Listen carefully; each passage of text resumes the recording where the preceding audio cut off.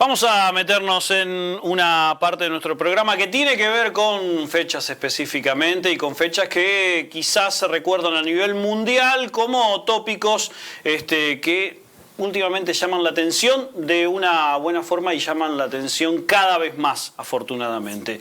Hoy es 20 de abril, 4:20, seguramente, si navegás en redes sociales, si tenés contacto con medios de comunicación, si tenés mínima lectura de medios de comunicación también, bueno, te habrás enterado de que hoy es el Día Mundial de la Marihuana. La fecha justamente hace referencia a eso, abril 20. ¿Por qué 4:20? Hay diferencias o diferentes teorías que tienen que ver justamente con el origen de la fecha que quizás no hacen a lo central de la cuestión, no hacen a lo que tenga que ver específicamente con el origen de la fecha, porque ya la fecha se ha transformado en un símbolo por sí mismo. 4:20 hace referencia a justamente el mundo canábico y más allá, reitero, de que se remonten a diferentes teorías, a diferentes fechas, a diferentes historias que se vienen contando sobre el origen. Lo que hace la fecha es instalar o por lo menos atizar un poco más la cuestión que tiene que ver con, y acá abro un signo de pregunta, debate. ¿Hay debate todavía en cuanto a la cuestión canábica, al uso de la marihuana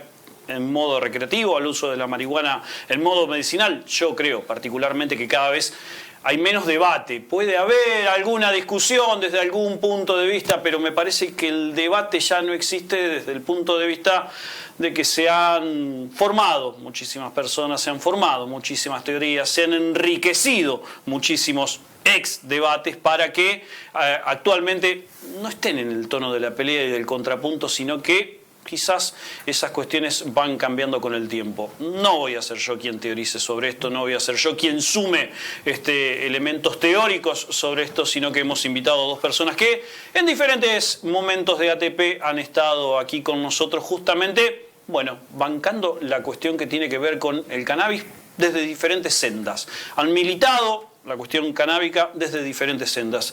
Y no sé qué tan diferentes, en algún momento quizás se junten esos caminos.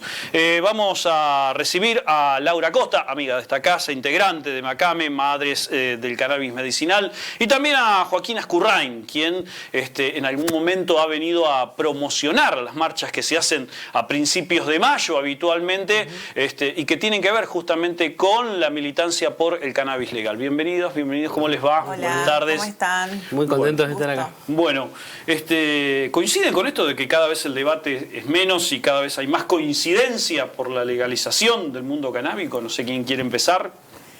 Bueno, yo creo que hay avances que si bien son pocos, pero sí hay debate, y los debates son importantes para seguir avanzando en materia de no solamente el cannabis medicinal, sino en materia de poder ir a una despenalización, ¿sí? A que nos lleve también a un debate serio sobre el Congreso. Yo siempre lo digo, esto se debe ser un debate en el Congreso, con una ley sancionada, sin tantos escollos en el medio, así que el debate todavía está.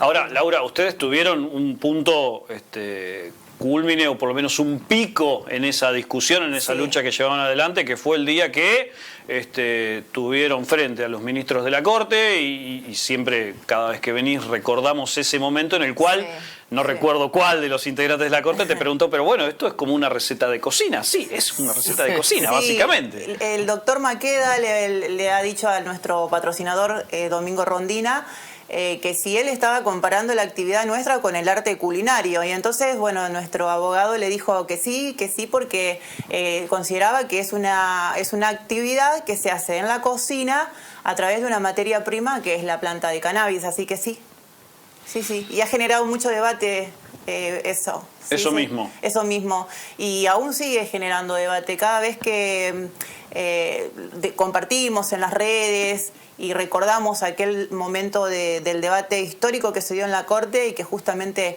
que se haya hecho con mamás de la ciudad de Santa Fe es muy bueno, y se sigue hablando. Sí. Joaquín. No, en la misma línea de lo que dice Laura, digamos, o sea, hay que... Bueno, primero, muy contento de estar acá y estar al lado de una referencia tan importante para la ciudad de Santa Fe como Laura, que nos ha encontrado, respondiendo a tu pregunta, nos ha encontrado en esta lucha. Uno, haciendo un poco raconto histórico, realmente cuánto ha pasado desde aquel 2012 que hicimos por primera vez una marcha, que en realidad fue una concentración allá en los piletones del Parque del Sur. Cuando largamos con este tema, producto de que veíamos una profunda injusticia en la aplicación de la ley sistemática de la ley 23737, una ley aprobada en pleno calor del menemismo y con las políticas del consenso de Washington de prohibición y de guerra al narcotráfico, así de guerra sin cuartel, digamos, políticas que vienen desde la DEA principalmente. En aquel momento de las relaciones carnales esto bajó a la Argentina de esta manera. Sí. Y los resultados eran catastróficos. Ninguno de los objetivos de esa ley se pudieron cumplir. No bajaron los niveles de consumo, el narcotráfico se fue disparando cada vez más, las cajas negras de las fuerzas de seguridad empezaron a proliferar por todos lados. O sea, profundizó un problema, una problemática que venía ya creciendo a nivel mundial y que hoy tiene puntos o hitos importantes en Argentina, como es el Rosario, digamos, que hoy tenés un descontrol absolutamente, digamos, está completamente descontrolado y inclusive con una dirigencia política que no sabe para dónde disparar. Pero digo, vamos a una cuestión más nuestra, doméstica de la ciudad de Santa Fe. Ya en aquel momento era muy difícil, digamos, yo la miro a Laura, porque que no te miraran de reojo como diciendo, ¿qué plantean estos chicos? ¿Qué es lo que quieren, digamos? No se entendía, digo, me parece que desde aquel momento al 2016, la primera aprobación de la primera ley de cannabis medicinal a nivel nacional, que también tuvo un reflejo a nivel provincial, de lo que fue, bueno, en 2020, con la compañera Agustina Donet y Rubén Justiniani en la legislatura, sacando una planta y poniéndola arriba del estrado en la legislatura, que generó un cimbronazo político a nivel local.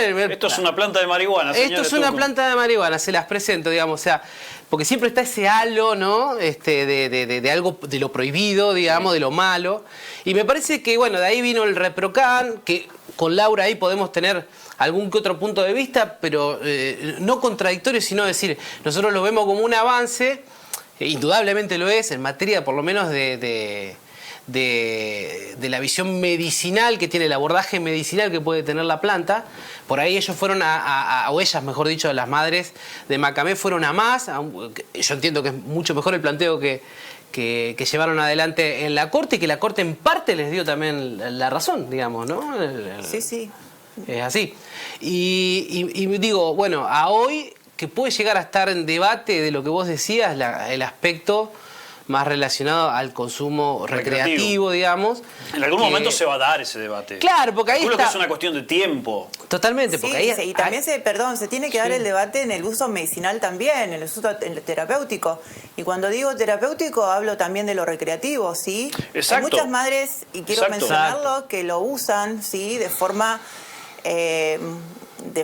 hoy, porque es muy traumático tener un hijo con diferentes patologías, y que de hecho hoy el cannabis ha sido de gran alivio para muchas familias. Así que es un tema que hay que seguir avanzando, y tratarlo. Aparte, el ReproCan es una partecita, podemos decir, de algo que en realidad tiene que ir creciendo y tiene que ir abriendo más hacia aspectos más relacionados a la libertad, del uso. Por ahí, para quien se esté quedando afuera, justamente es el registro que de alguna forma contiene nombres o postulantes, porque somos personas que de alguna forma te inscribís para eso y te dicen si podés tener una determinada cantidad de plantas, son 9 plantas hembras si no me equivoco, y una determinada cantidad de gramos que como máximo, no recuerdo el máximo sinceramente, que podés llevar y transportar, obviamente, de un lugar a otro.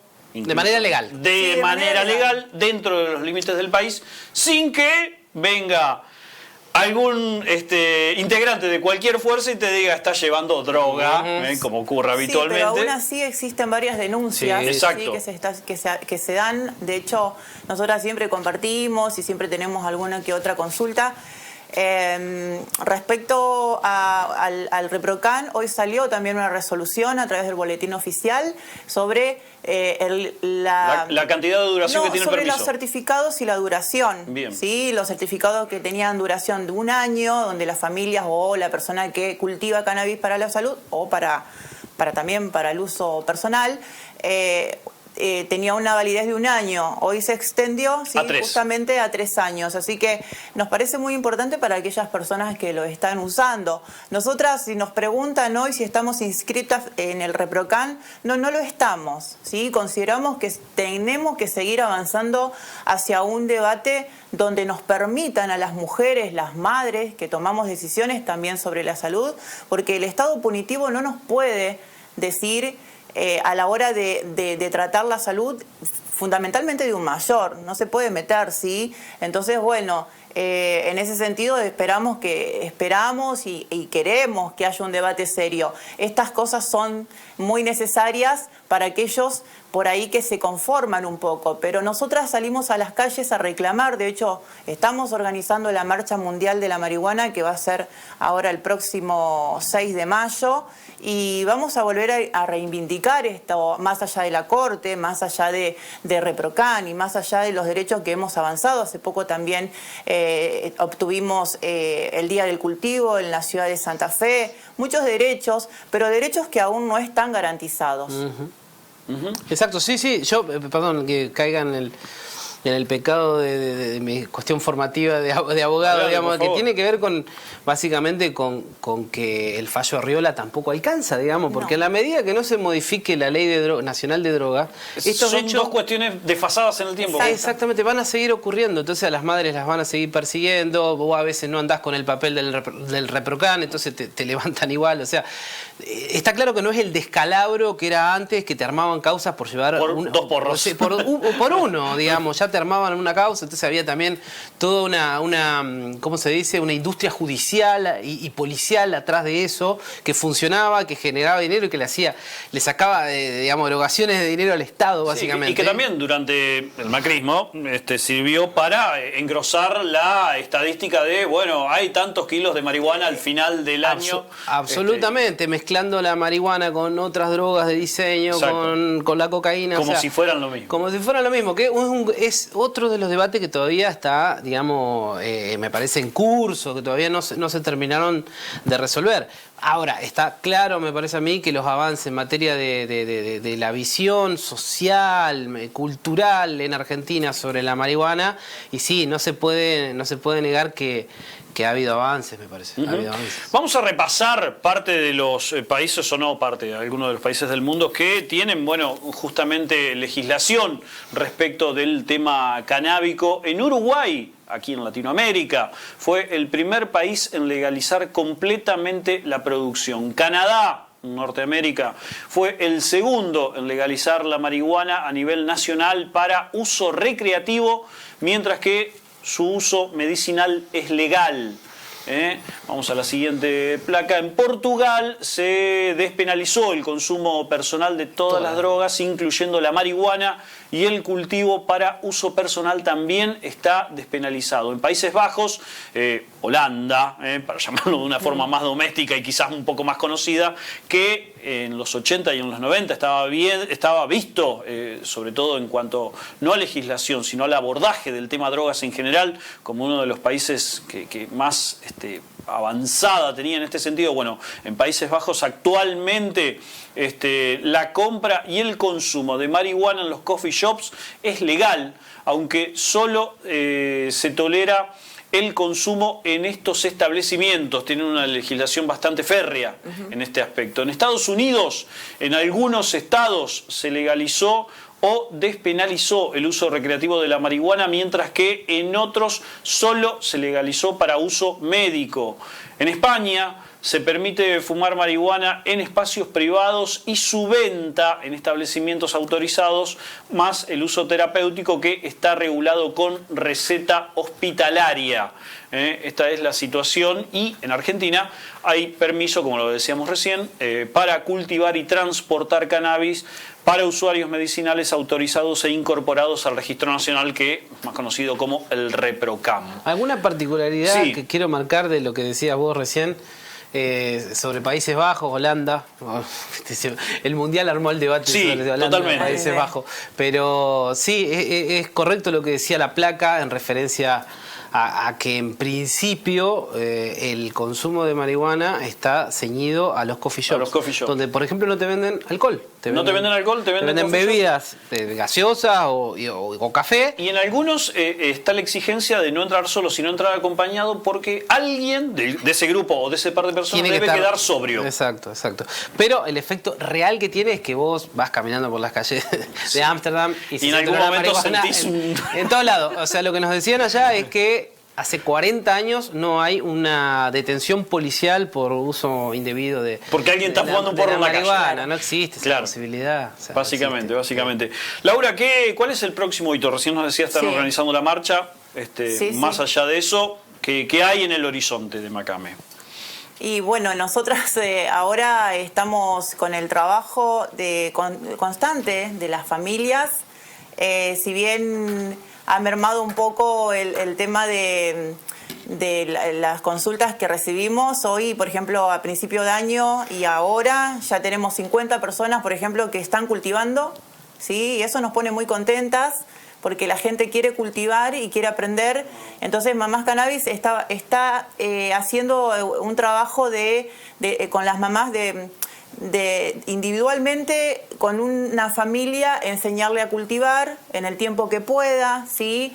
Y también, bueno, yo en este sentido, ahora con el respecto a la organización de la marcha, bueno, haciéndome cargo de conseguir muchas cosas. De hecho, la verdad que se está poniendo muy lindo porque un solo llamado de teléfono me abrió un montón de puertas, donde yo siempre digo, reivindico la lucha de las madres y las mujeres, que cuánto hemos avanzado, ¿no es cierto? Porque eso de lograr armar un evento tan importante como donde lleva un escenario, donde lleva grupos de música, arte, todo eso tiene un trabajo enorme y sin embargo se está haciendo muy fácil para nosotras.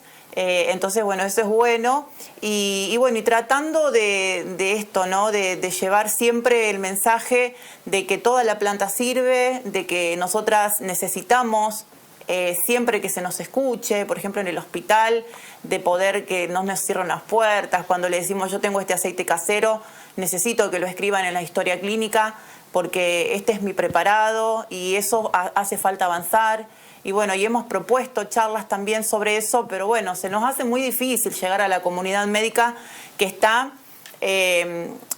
no está en la línea de ReproCan, ¿sí? Nosotras consideramos que nosotras con nuestros hijos debemos ir al hospital público o el hospital privado o el sanatorio privado y con toda libertad decir, ustedes deben aprender en materia de cultivos caseros, nosotros podemos brindarles también. No necesariamente tiene que ser el Estado en sí, ¿sí? Nosotras estamos acompañadas por profesionales de la salud que abordan estos temas y que muy claramente lo pueden hacer, ¿sí? No es necesario, pero bueno, convengamos que el Estado, bueno, dentro de la comunidad médica está.